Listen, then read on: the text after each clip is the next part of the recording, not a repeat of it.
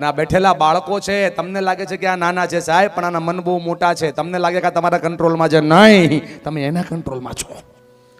એટલે તમને શીખવાડી દઉં કે આના મનને કંટ્રોલ કરો. જો મનને કંટ્રોલ નહીં કરો તો નહીં થાય. વાંદરા જેવું મન છે, અને જો રોજ ચેક કરો કે આ ક્યાં છે. હવે આની કુંડલી ચેક ન કરતા, હવે આની મંડળી ચેક કરજો.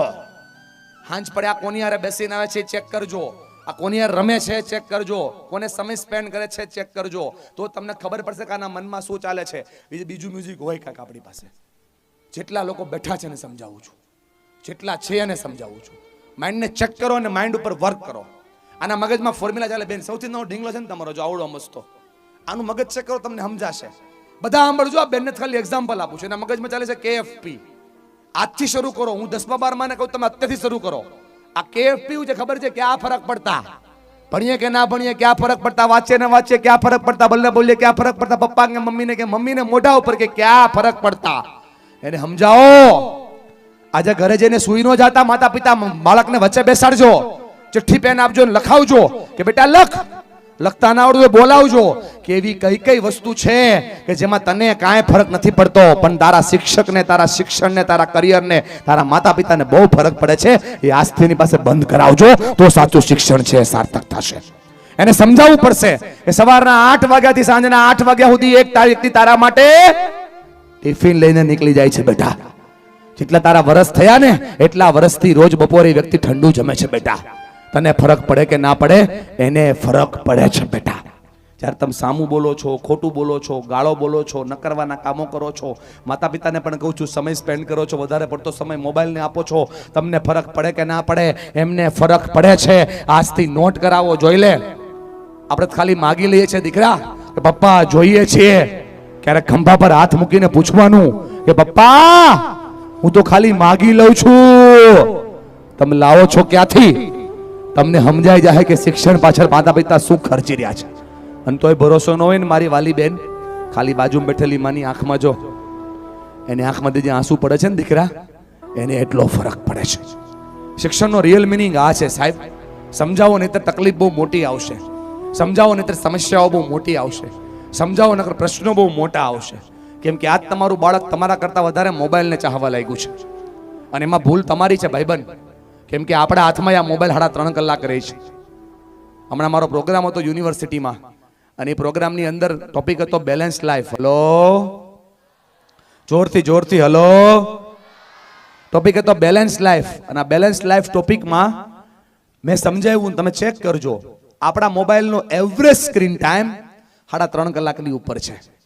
અને જે વ્યક્તિના મોબાઈલનો એવરેજ સ્ક્રીન ટાઈમ 3.5 કલાક ઉપર હોય ને, એની ઈચ્છા હોય ના હોય, એને ગમતું હોય ના હોય, એની મરજી હોય ના હોય, આ નિર્જીવ મોબાઈલને આવી રીતે આમ, માતા પિતા સાંભળો છો ને, આ નિર્જીવ મોબાઈલને આવી રીતે આમ 3000 વાર ટચ કરીએ છીએ આપણે. જેમાં જીવ નથી ને દોસ્ત, એને દિવસમાં 3000 વાર ટચ કરીએ છીએ. અને આપણા ઘરે જીવતા જાગતા બાળકો છે યાર, દિવસમાં 10 વાર પણ ટચ કરતા નથી. પ્રશ્નો એટલે થઈ રહ્યા છે. આ મોબાઈલ છોડીને બાળકોને પકડો સાહેબ. રિયલ મિનિંગ ઓફ એજ્યુકેશન આ છે. તમારા બાળકોમાં શિસ્ત આવવી જોઈએ, તો સાચા અર્થમાં શિક્ષણ થઈ રહ્યું છે. એને સમજાવવું પડે કોને અનુશાસન કહેવાય. આખી દુનિયામાં રમવાની છૂટ છે બેટા, પણ પપ્પાની આંખ પડે એટલે બાળક બેસી જવું પડે. આખી દુનિયામાં ઘૂમવાની છૂટ છે બેટા, પણ માં બોલે એટલે માના શબ્દની કદર થવી પડે. સાચા અર્થમાં શિક્ષણ તો આ છે. વિદ્યા વિનય શોભતે, વિદ્યા વિનયથી શોભે છે. માટે કહું છું કે શિક્ષણનો સાચો હેતુ આ રીતે સમજવો જોઈએ. બોલો હા કે ના? ખોટું ના લગાડતા માતા પિતા. રિશ્તા ક્યાં કહેલાતા હે, નાગિન અનુપમા, રાશि રિક્ષા વાળી ઓલમ હે, કસોટી કહાની સસબહુ કી, અને કભી સાસ ભી કભી બહુ થી, આ બધું છોડો. અને તમારા દીકરાઓ મોટા થાય છે એને સમય આપો સાહેબ. કોનો ભાવ ક્યાં ગયો, કઈ વસ્તુ ક્યાં ગઈ, કઈ વસ્તુ ક્યાં છે, બધું છોડી દો. અને 30 મિનિટ પોતાના બાળકોને સમય આપો. કેમ કે એને તમારા ટાઈમની કદર છે ને ટાઈમની કિંમત પણ છે. મમ્મીઓ ખોટું ના લગાડતા. તમે જીજાબાઈ નહીં થાવ ને તો ચાલશે. આ જીજાબાઈ એટલે કોણ? છત્રપતિ શિવાજીના માં. તમે જીજાબાઈ નહીં થાવ ચાલશે. જીજાબાઈ છત્રપતિ શિવાજીના માં નહીં થાવ તો ચાલશે. તમે જીવંતાબાઈ નહીં થાવ ચાલશે. જીવંતાબાઈ રાણા પ્રતાપના મમ્મી, મહારાણા પ્રતાપના માં નહીં થાવ તોય ચાલશે. જેટલી બહેનો સાંભળો છો મારી વાત સાંભળજો. તમે જીવંતાબાઈ નહીં થાવ તોય ચાલશે. પણ ત્રીજો મુદ્દો કહું છું બહુ મહત્વનો છે હો. તમે જીઓબાઈ નો થતા. આ જીઓબાઈ છે ને બહુ ડેન્જર બાઈ છે. રોજ 12 વાગે 1 GB નેટ આવે, બીજે દી રાતે 12 વાગે પૂરું કરે એને જીઓ બાઈ કહેવાય. જે મમ્મી કામ વગરની ઓનલાઈન રહી એના બાળકો આઉટલાઈન થશે થશે થશે. હવે જવાબદારી તમારી છે કે તમારે તમારા બાળકને શું આપવું છે. હેલો,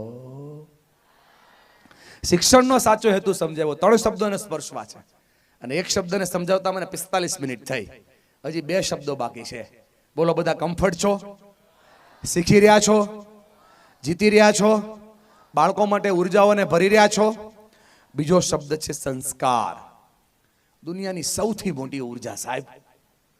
આવનારો સમય એવો આવશે કે લોકો ડિગ્રી નહીં જોવે, લોકો સંસ્કાર જોશે, લોકો મોરલ વેલ્યુ જોશે, લોકો તમારી લાઈફની અંદર રહેલી વેલ્યુઝને જોશે.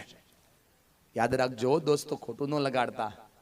સંસ્કાર જો મોલમાં મળતા હોય ને મોલમાં, તો લોકો હપ્તા કરીને લઈ લે, પણ સંસ્કાર મોલમાં નથી મળતા, સંસ્કાર માહોલમાં મળે છે. એટલા માટે માહોલ બને તો શિક્ષણની સાથે સંસ્કાર આવે છે.